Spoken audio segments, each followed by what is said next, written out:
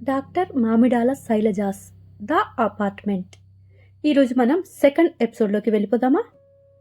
దాదాపు 45-46 ఏళ్ళు ఉంటాయేమో ఒక స్త్రీ ఒంటిపైన ఉన్న చీర కూడా జారిపోతూ ఉంది. తను అదేమీ పట్టించుకోవటం లేదు.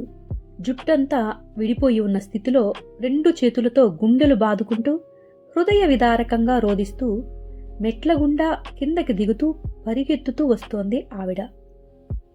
ఆమె వెనకాల ఆమె భర్త కాబోలు సుందరి ఆగు, నా మాట విను అని గట్టిగా ఆవిడను ఆపటానికి ప్రయత్నిస్తూ పరిగెత్తుకుంటూ వచ్చాడు.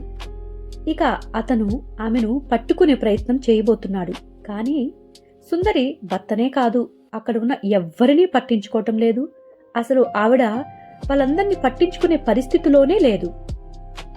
స్వీటీ, నా బంగారు తల్లి అని హిస్టరిక్గా అరుస్తూ ఏడుస్తూ పరిగెత్తుకుంటూ వస్తున్నదల్లా చీర కుచ్చిళ్ళు ఒక్కసారిగా తన కాళ్లకు అడ్డుపడగా చివరి 2వ మెట్టు మీద ఉండగా బోర్లగా పడిపోయింది.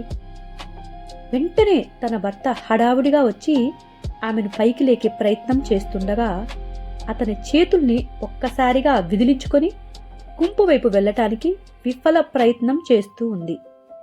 ఆమె అలా చేస్తూ రోదిస్తూ ఆమె హృదయ విదారక పరిస్థితి చూసి అక్కడ ఉన్న అందరి కళ్ళు ఒక్కసారిగా చెమర్చాయి. ప్రతి ఒక్కరూ ఆమెనే చూస్తూ ఉన్నారు.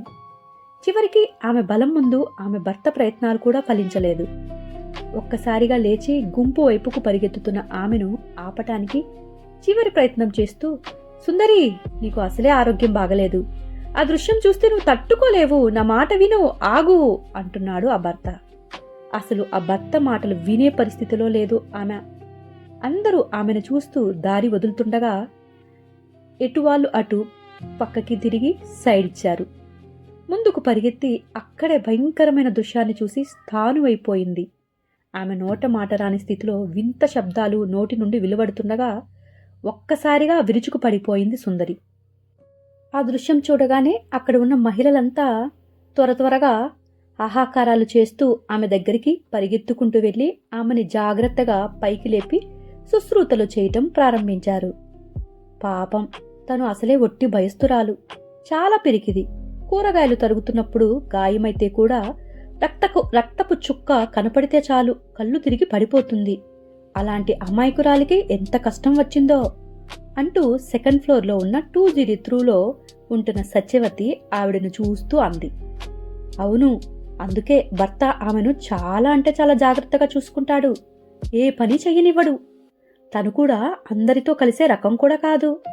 ఒక్కనాడు కూడా ఫ్లాట్ బయట అడుగు పెట్టిందే లేదు. అసలు ఇంట్లో ఉందో లేదో కూడా ఎవరికీ తెలియదు. లింగయ్య తెచ్చిన వాటర్ సుందరి ముఖం మీద చల్లుతూ అంది జయమ్మ. పాపం, పిల్లలు కూడా లేరు. రోజంతా ఒంటరిగా ఉంటుందని హర్యానా నుంచి ఎవరో తెలిసిన వాళ్ళు ఉంటే తెప్పించాడు ఈ కుక్కని. స్వీటీ అనే పేరు పెట్టుకుని 4 ఏళ్ల నుంచి సొంత కూతుర్ని సాకినట్టుగా సాకుతోంది. కన్న బిడ్డల కంటే ఎక్కువగా చూసుకుంటూ దానికోసం ప్రాణాలు కూడా ఇచ్చేంత ప్రేమ పెంచుకుంది. అలాంటి అమాయకురాలికి రాకూడని కష్టం వచ్చింది. పంచ ప్రాణాలు పెట్టుకున్న స్వీటీ లేదని, చనిపోయింది అని తెలిసాక ఎలా బతుకుతుందో చెప్పటం కష్టమే. అసలే అంతంత మాత్రం ఆరోగ్యం.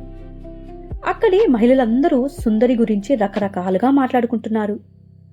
పోలీసు జాగిలాన్ని పోలిన పొడగాటి భారీ దేహంతో అందర్నీ ఆకర్షించే హుందాతనంతో ఉండే స్వీటీ ఛిద్రమైన దేహాన్ని అన్ని యాంగిల్స్ నుంచి ఫోటోలు తీయటం ముగించారు.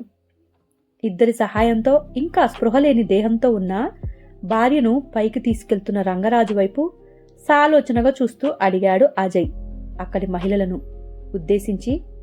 రంగరాజు ఏం చేస్తుంటాడు అని. బ్యాంకులో క్లర్క్ ఉద్యోగం సార్. చిన్న జీతం అయినా కష్టపడి ఇక్కడే ఫ్లాట్ కొనుక్కొని పొదుపుగా బతుకుతున్నారు. వాళ్ళకి పాపం పిల్లలు కూడా లేరు అని చెప్పాడు ఒకతను. అవునా, ఎన్నాళ్ళుగా ఉంటున్నారు వాళ్ళిక్కడ అని అడిగాడు అజయ్. దాదాపు 10 ఏళ్ళు అవుతుంది సార్. బంధువులు కూడా ఎవరూ లేరు. ఎప్పుడు ఆ ఫ్లాట్లోకి ఎవరో ఒకరు వచ్చినట్లు కనిపించరు. అతడు బ్యాంకుకి వెళ్ళి ఎప్పుడు రాత్రికి వస్తాడు. అప్పటి వరకు తనొక్కటే ఇంట్లో ఉంటుంది. అందుకే స్వీటీపై అంత మమకారం పెంచుకుంటుంది అని పక్కన ఆవిడ చెప్పింది. మరొక స్త్రీ అందుకుంది. అవునండి, సుందరి చాలా భయస్తురాలు. నలుగురిలో కలవటానికి కూడా ఇబ్బంది పడుతున్నట్లుగా ఉంటుంది. ఏమైనా పలకరించాలని చూసినా పొడి పొడిగా మాట్లాడుతుంది తప్ప మాతో ఎప్పుడూ కలిసిపోయి కూర్చుని మాట్లాడిందే లేదు. వెంటనే వెళ్ళిపోతూ ఉంటుంది తన రూంలోకి అని చెప్పింది. అవును కదా, మొన్న రంగనాయకితో గొడవ జరిగినప్పుడు కూడా ఆమె గట్టిగా అరిచిన అరుపులకు సుందరికి బీపీ డౌన్ అయిపోయి పడిపోతే ఆమె భర్త అని ఏదో చెప్పబోతుంది. రంగనాయిక ఆమెవరు? సుందరికి ఆమెకు ఎందుకు గొడవ జరిగింది అని కొంచెం అనుమానంగా ప్రశ్నించాడు అజయ్. ద అపార్ట్మెంట్ ఈరోజు సెకండ్ ఎపిసోడ్ కంప్లీట్ అయిపోయింది. మీకు నచ్చిందని అనుకుంటున్నాను. ఇప్పుడు ట్విస్ట్ ఏం జరగబోతుంది ఏంటి అనేది తెలుసుకోవాలి అనుకుంటే తప్పకుండా నెక్స్ట్ ఎపిసోడ్ కోసం ఎదురు చూస్తూ ఉంటారు కదా. తిరిగి మరలా మనం నెక్స్ట్ ఎపిసోడ్లో కలుద్దాం. ఉంటాను గైస్, బాయ్.